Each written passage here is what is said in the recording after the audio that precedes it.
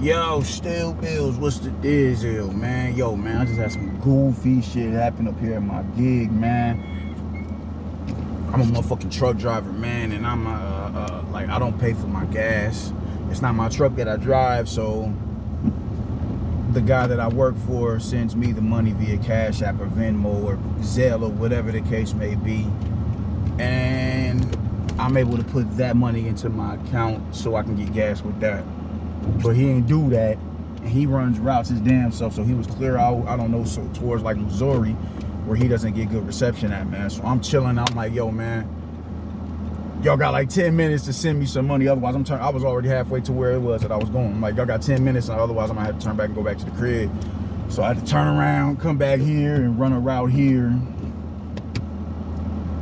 Now I'm done with that, so I'm going to the cribbage, man. But peep gang, man, I want to get into something, man, and that something is Demetrius Andrade, man. Once again, listen, man, it gets to a point where you have to come to a point where you have to be very mindful about what comes out of your mouth, man, because it can turn around and bite you in the ass. And in this situation, it's turning around and just biting him in the ass. He did an interview with the Boxing Wave, as you know, everybody I'm sure is privy to at this point in time.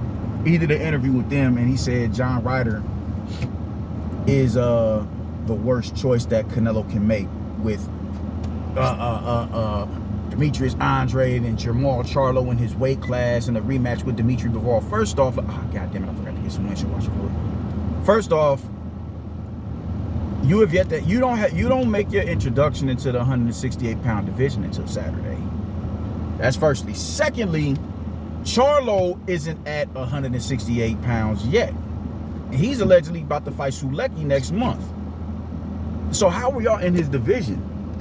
And everybody keeps talking about a rematch with Dimitri Bivol as if he's ducking Dimitri Bivol. I think people are Dimitri Bivol is already on record saying, I'm not interested in a Canelo Alvarez rematch. I'm not. I'm trying to unify with Beterbiev. And because he's saying that, they're making it seem as if, for some strange way or form, Canelo was ducking him. How are you ducking somebody that you are vocally and boisterously trying to get a rematch with? He's on record saying, I want the Bivol rematch. I want that. I need that. Everybody wants to completely just, disregard that and hang on to what Bivol is saying and take what Bivol is saying as, oh, well, Canelo was ducking drama with him. Like, yo, you niggas are some weirdos. He's on record saying he wants a rematch with Bivol, but because Bivol is saying he wants to unify and fight for undisputed with Beterbiev, then we'll just chalk that up to Canelo saying Canelo just conceding and not wanting no drama with him. Like, yo, you dudes are really weird out here. I've never seen you just, oh my God, man.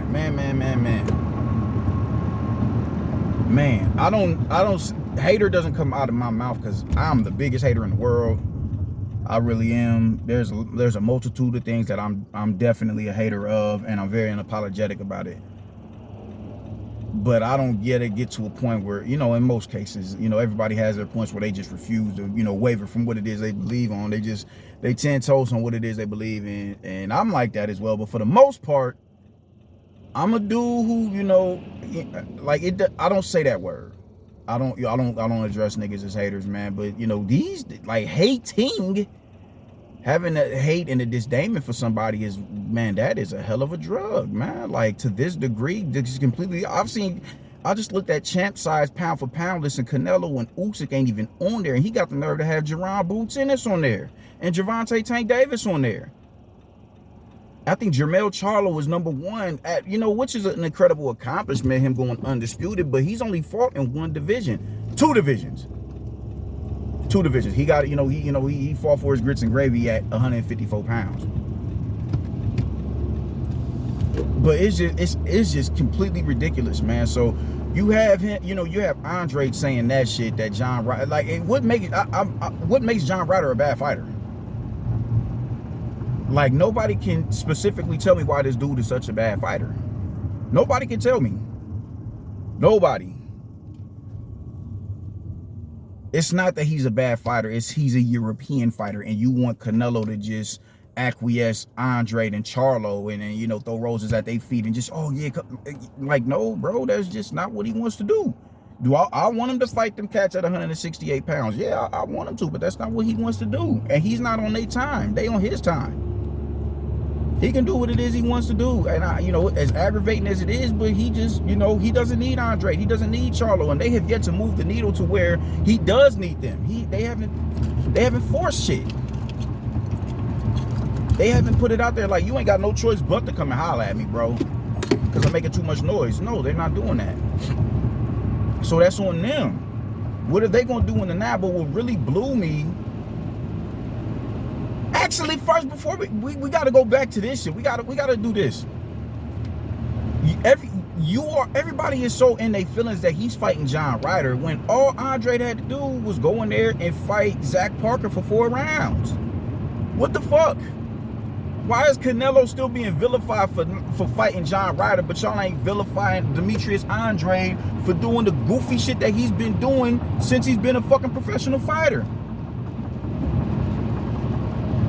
We don't even have to trace the steps back to 154 with Jermell Charlo and Landy Lara and Sergey Derevianchenko at 160. We don't even got to go back that far. We don't. We can stay at 168 pounds and 160. We can do that. You was mandated to fight Johnny Beck for your WBO strap. You was mandated to do that. You said, no, I'm not doing that. You jumped up. And when you jumped up, I always said it was a strategic duck, but I understood why you was doing it. It made sense to me. It made perfect sense to me. I was not wanting to do, no, man, I got it. It put you in the immediate scope of a Canelo Alvarez. All right, cool. I can respect that. I can respect that, but for some reason, because you all of a sudden get injured, which I don't believe you got injured. I definitely don't believe that shit. I don't believe you got injured at all. You all of a sudden get injured, so you got to pull out of that fight. And when you pull out of that fight, what do? You drop right back down to 160 pounds and try to get a fight in with Chris Eubank Jr. Now, you should have been stripped the minute you signed that fight with Zach Parker. They should have stripped you. Right then and there, you should have been, nah, bro, you were no longer a champion at 160 pounds. But they didn't.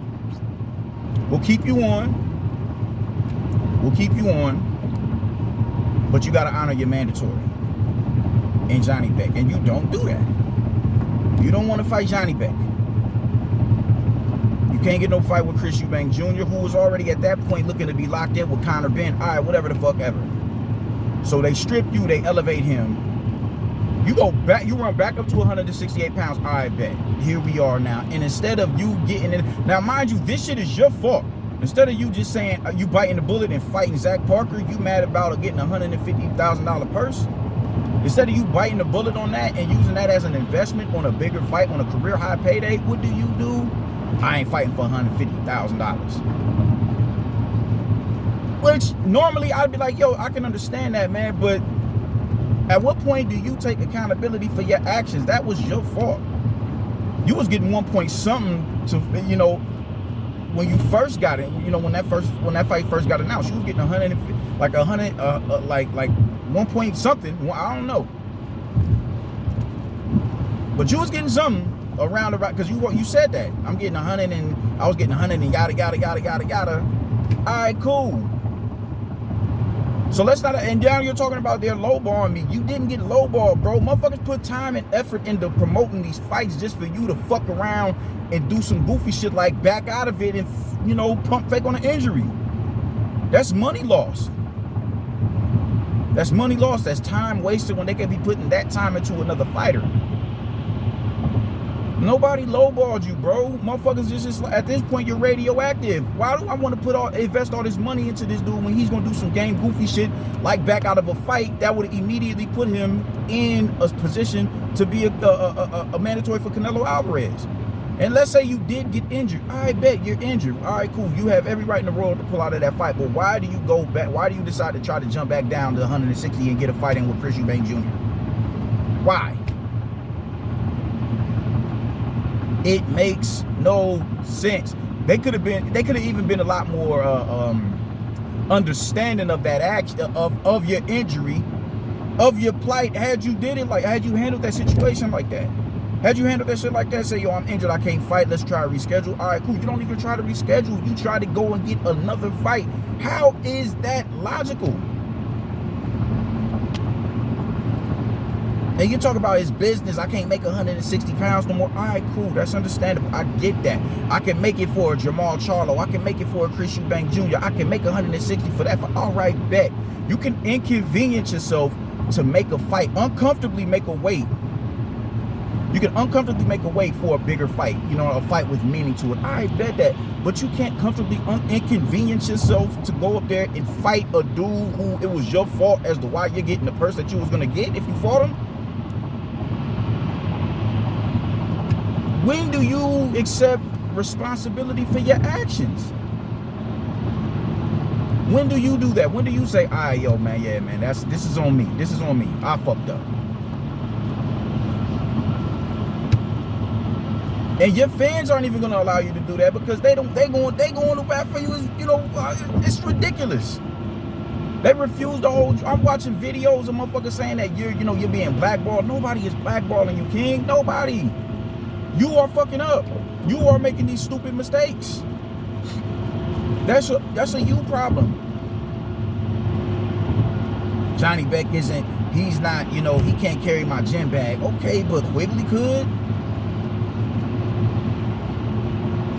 You get no credit for doing, what is.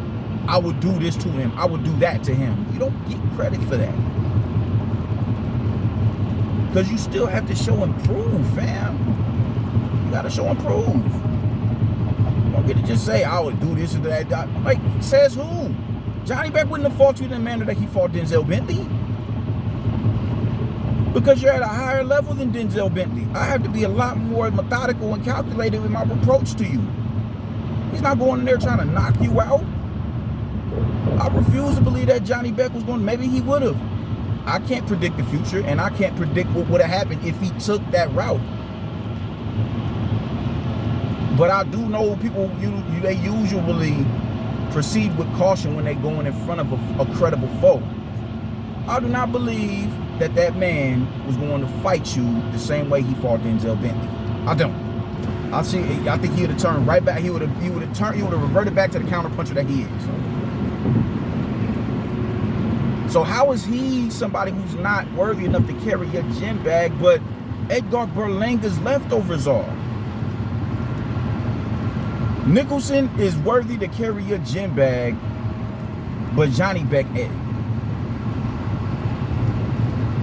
John Ryder is the worst possible opponent that Canelo Alvarez can pick, despite him being top 5 in the division, but Nicholson isn't, and he's not even rated in the top 10. How do you make this shit make sense? How do you make this shit make sense, bro?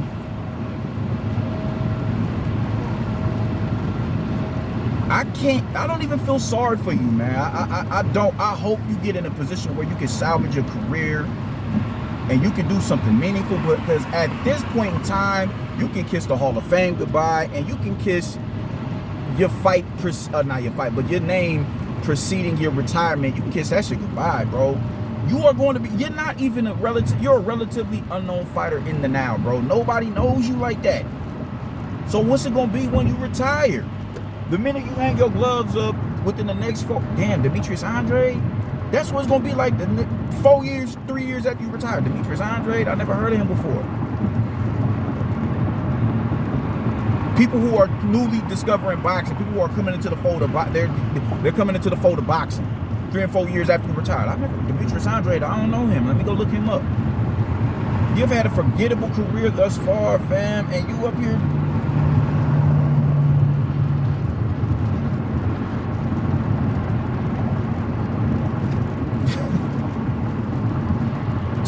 Just be mindful of what y'all put out on these airwaves, man, because it's easy to poke holes in it. And even in that interview, you had spots where you was getting aggy, bro. You was getting agitated on some of the questions they was asking you. You was getting agitated.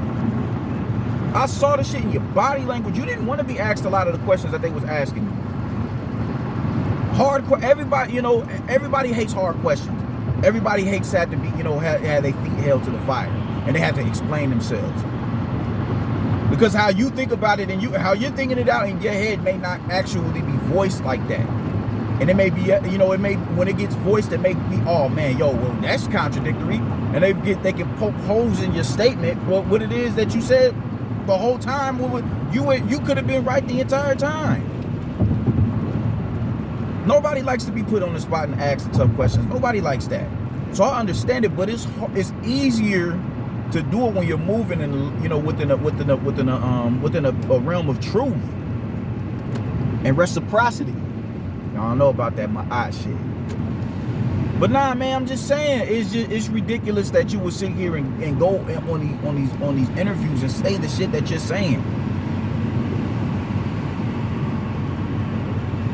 No fighter that you have fought thus far could have carried your gym bag.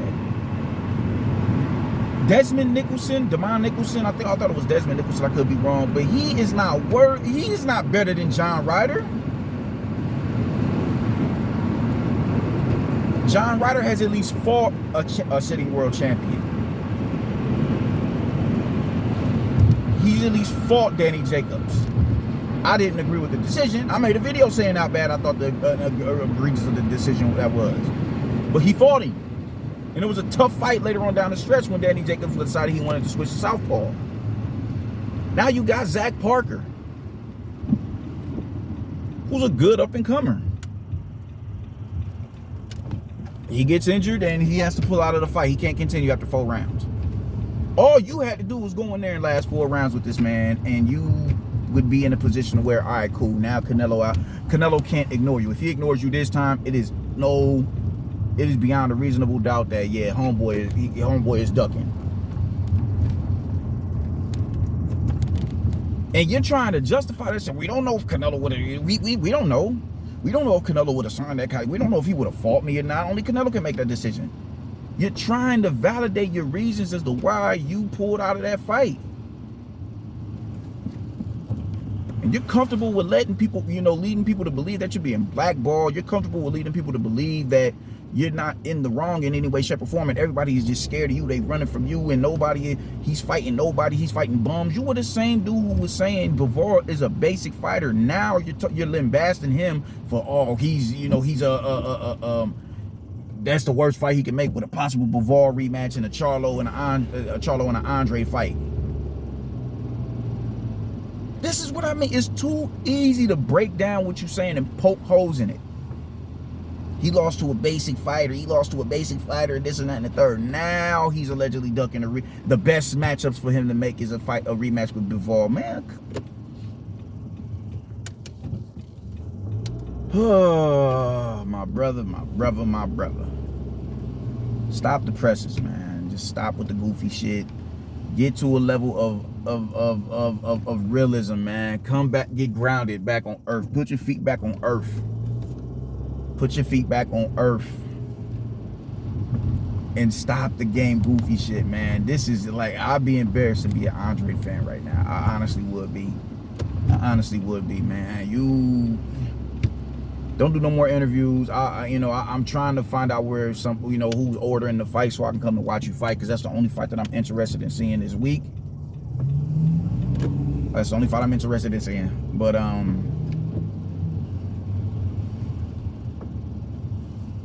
I just hope you're able to salvage whatever your career that you have left, man, because at this point, where the fuck do you go from here? And you better beat the ever-living shit out of Nicholson.